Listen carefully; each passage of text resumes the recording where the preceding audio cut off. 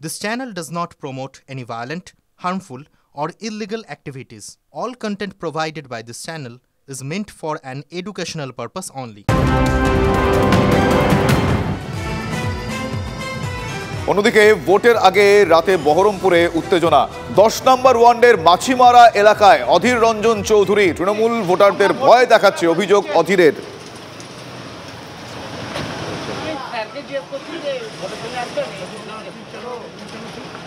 সৌরভ গুহ আমার সহকর্মী এই মুহূর্তে রয়েছেন টেলিফোন লাইনে। সৌরভের সঙ্গে জানতে চাইবো, সৌরভ কি আপডেট? রাত পোহালি ভোট এবং তার আগেই বহরমপুর শহরে কিন্তু একটা উত্তেজনার আঁচ ছড়িয়ে পড়েছে, যেটা আমরা দেখতে পেলাম যে বিভিন্ন জায়গায় শাসক দল তৃণমূল কংগ্রেসের কর্মীরা তারা ভয় দেখাচ্ছেন, ভোটারদেরকে যেতে বারণ করছেন। এই অভিযোগ পাওয়ার পরই কিন্তু কংগ্রেস ভবন থেকে সেই বিভিন্ন এলাকায় যেতে শুরু করেন অধীর রঞ্জন চৌধুরী এবং 10 নম্বর ওয়ার্ডের মাছপাড়া বলে একটি জায়গা, সেখানে একজন তৃণমূল কংগ্রেস কর্মী তাকে কার্যত চেস করেন, তাকে প্রশ্ন করেন এবং তারপরেই প্রশাসনের দ্বারস্থ হয়েছেন, লিখিতভাবে অভিযোগ জানিয়েছেন অধীর রঞ্জন চৌধুরী। কিন্তু এটা একটা দৃশ্য যেটা আগামীকাল বেশ কিছু উত্তেজনার একটা বলা যেতে পারে প্রাক পর্ব, সেটা কিন্তু ইতিমধ্যেই অনুভব করা যাচ্ছে বহরমপুরে দাঁড়িয়ে। ধন্যবাদ ধন্যবাদ সৌরভ। কি বলছেন অধীর রঞ্জন চৌধুরী, একবার শোনাই আপনাদের। আমাকে তো আসতেই হবে, আমি মানুষের প্রতিনিধি হতে চেয়েছি, তো মানুষকে তো বলতে হবে যে আপনারা ভোট দেবেন। প্রশাসনকেও বলছি, আমি নিজেও বলার চেষ্টা করছি। সেখানটা আমাদের ওয়ার্কাররা আছে, তাদের কাছে জানতে চাইছি। তার মধ্যে এখানকার যা হয়, তৃণমূলের 2-4টে ফোরে ছোঁড়া, তারা এসে জিজ্ঞেস করছে কী করতে এসছেন, কেন এসছেন। তাহলে এখানে দাঁড়িয়ে থাকি, কার এটা জায়গা কিনা আমি দেখি, আমার দাঁড়িয়ে থাকার অধিকার আছে কি না আছে। এসপিকে বলেছি, পুলিশকে বলেছি, ওরা বলছে দেখছি, আমরা দেখি। এ করে আমাদেরকে ভয় দেখানো যাবে না, এটা আমাকে তো এস্টাবলিশ করতে হবে, এই করে ভয় দেখানো যাবে না। ওরা চাইছে বহরমপুর শহরে কালকে ভোট তো হবেই, কারো কিছু করার নাই, একটা বুথ রিগিং হতে দেবো না। ওরা চাইছে বহরমপুর শহরে ভোটের পার্সেন্টেজ যাতে কমে যায়।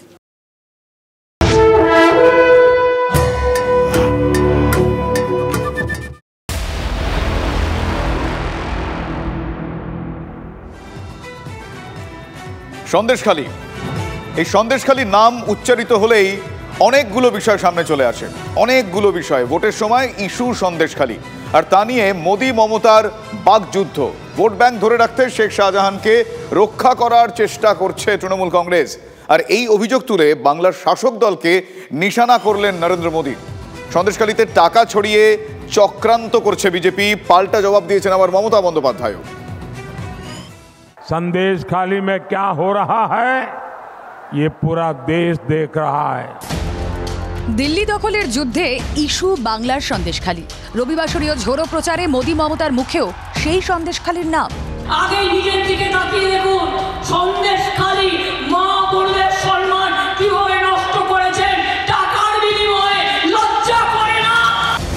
সন্দেশখালী কাণ্ডে নতুন ভাইরাল ভিডিও প্রকাশ্যে আসার দিনই ব্যারাকপুরের সভা থেকে এই ইস্যুতে তৃণমূলকে কৌশলী আক্রমণ করলেন নরেন্দ্র মোদী। নাম নিলেন শেখ শাহজাহানের, ঘুরিয়ে তোষণের রাজনীতির অভিযোগও তুললেন। संदेशखाली के गुनहगार को पहले टीएमसी की पुलिस ने बचाया, अब टीएमसी ने एक नया खेल शुरू किया है। যে মা বোনদেরকেও করে অসম্মান করে, তার মুখ দিয়ে বড় বড় কথা শুনবার জন্য আমরা তৈরি নই। তৃণমূল নেতা শেখ শাহজাহান আর তার বাহিনীর বিরুদ্ধে নারী নির্যাতনের অভিযোগ সন্দেশখালীকে তুলে এনেছিল জাতীয় রাজনীতির কেন্দ্রবিন্দুতে। তাতে তৃণমূলের অস্বস্তি বাড়ছিল, দাপট বাড়াচ্ছিল বিজেপি। কিন্তু সম্প্রতি সন্দেশখালীর বিজেপি নেতা গঙ্গাধর কয়ালকে জড়িয়ে ভাইরাল ভিডিও সামনে আসে, যার সত্যতা যাচাই করেনি টিভি9 বাংলা। এরপরই ঘটনা উল্টো দিকে মোড় নেয়। 5,000 টাকা যদি ধরা হয় পার বুথ,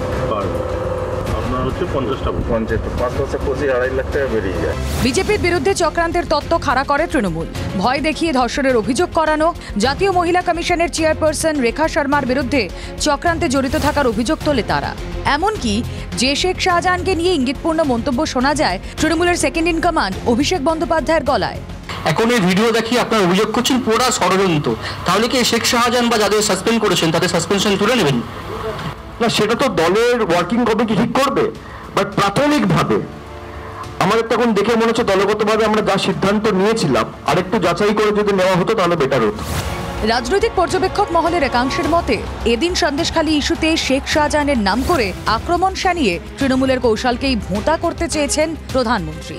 टीएमसी के गुंडे संदेशखाली बहनों को डरा रहे हैं, धमका रहे हैं, सिर्फ इसलिए कि अत्याचारी का नाम शाहजहां शेख है।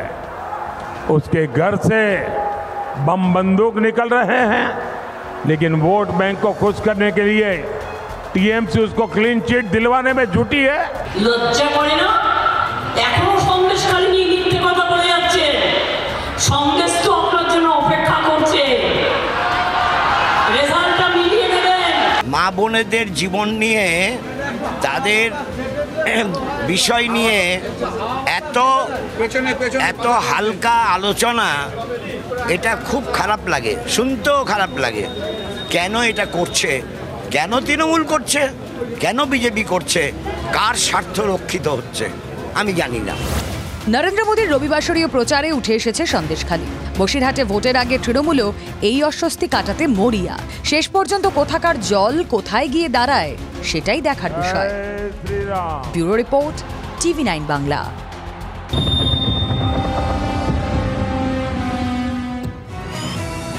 রণক্ষেত্র সন্দেশখালী।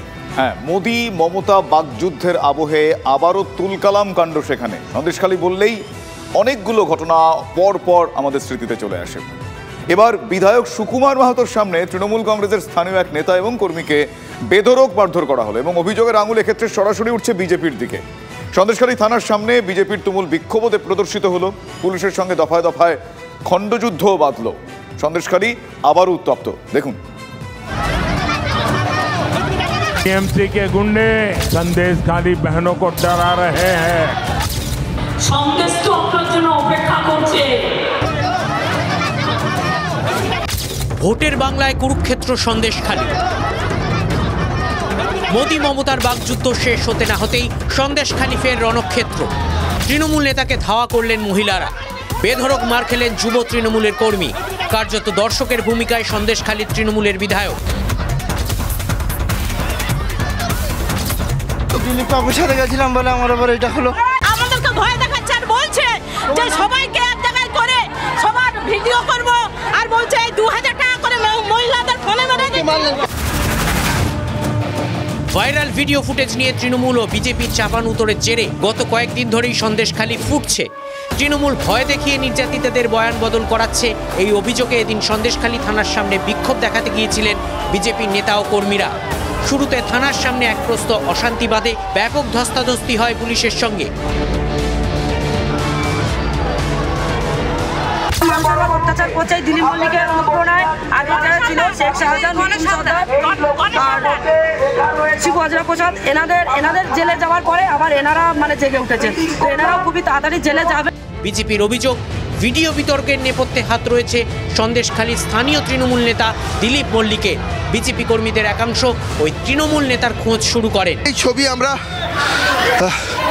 ঝুপখালিতে দেখেছিলাম, সেখানে অজিত মাইতি সেখানকার তৃণমূল নেতা বিক্ষোভের মুখে পড়েছিলেন, এবং এই ছবি আবার দেখা গেল সন্দেশখালিতে। অশান্তির সময় গ্রামেরই একজনের বাড়িতে ছিলেন তৃণমূল নেতা দিলীপ মল্লিক, ছিলেন স্থানীয় তৃণমূল বিধায়কও।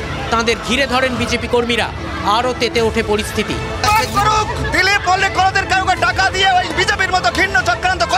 তৃণমূল বিধায়কের সামনেই যুব তৃণমূল কর্মীকে নিয়ে গিয়ে বেধড়ক মারধর করেন বিজেপি কর্মীরা।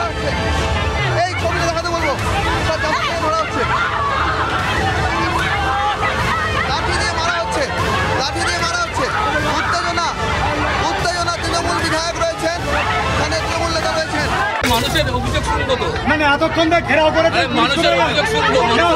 অভিযোগের পদ্ধতি এটা, এভাবে মারধর আপনার উপর সামনে মনে হয় কেউ কিছু বাজে কথা বলেছে, যার জন্য মানুষ ক্ষিপ্ত হয়েছে। একটা বাইরের একটা আউটপার্সেন্ট লোক এসে যদি মা বোনের গায়ে হাত দেয়, সেটা মা বোনেরা কি করে মেনে নিতে পারে? এটা দিলীপ মল্লিকের বাড়ির ওনার স্ত্রীর গায়ে যদি বাইরের কেউ হাত দিতেন, দিলীপ মল্লিক মেনে নিতেন? দিলীপ মল্লিকে ওই জন্য আমার মা বোনেরা ক্ষিপ্ত হয়ে ওনার গায়ে হাত দিয়েছেন। বেশ কিছুক্ষণ ধুন্ধুমার চলার পর ঘটনাস্থলে পৌঁছয় পুলিশ ও র্যাব। দুপক্ষকে সরিয়ে দিলে শান্ত হয় পরিস্থিতি। সৌরভ দত্ত ও অর্ণব ব্রহ্মের রিপোর্ট, টিভি9 বাংলা। চন্দননগরেও এবার মিত্র ক্যাফে। চন্দননগর বাগবাজারে চালু হলো মিত্র ক্যাফের মাল্টি কুইজিন রেস্তোরাঁ। ক্যাফের কর্ণধার তাপস রায় জানিয়েছেন, চপ কাটলেটের পাশাপাশি এখানে পাওয়া যাবে ভেটকি তন্দুর, ডায়মন্ড কবিরাজি, চিলি গার্লিক নুডলস থেকে ডাব চিংড়ি, দামোদর শেট মাটন থালি, ইংলিশ বরিশালি সহ চিকেনের হরেক রকম পদ। এই নিয়ে 16তম আউটলেট খুলল মিত্র ক্যাফে। যখন আমরা শ্রীরামপুরে করেছিলাম তখনই একটা আমাদের কাছে খুব কাস্টমার ডিমান্ড ছিল যে আপনারা শ্রীরামপুর অবধি তো চলে এসছেন, এইবার চন্দননগরে একটা করুন। তো এই আলোর শহরে এই প্রথম আউটলেট আমরা খুললাম এখানে। আর প্রথম দিনই ফিডব্যাক আমরা খুব সুন্দর পেয়েছি। এখানে যে খাবারও আমরা নতুন নতুন কিছু ভ্যারাইটি খাবার আমরা এখানে ইন্ট্রোডিউস করতে পেরেছি। মিত্র ক্যাফে তার নামই আলাদা, সুতরাং এক্সপেক্ট করাই যায় যে খাবারের মান নিশ্চয়ই সেই একই গুণমানেই থাকবে এবং এই মুহূর্তে ভীষণ ভালো লাগছে।